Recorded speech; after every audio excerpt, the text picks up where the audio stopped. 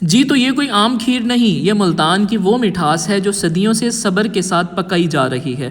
پہلا چمچ اور انسان ماضی کی یادوں میں لوٹ جاتا ہے۔ حرم گیٹ بازار کی تنگ گلیوں میں ایک چھوٹی سی دکان ہے، مگر اس دکان میں ملتان کی پہچان محفوظ ہے۔ نام ہے کاکا کھیر والا۔ یہاں کھیر مشین سے نہیں، ہاتھ سے بنائی جاتی ہے، کیونکہ روایتوں میں جلدی کی کوئی جگہ نہیں ہوتی۔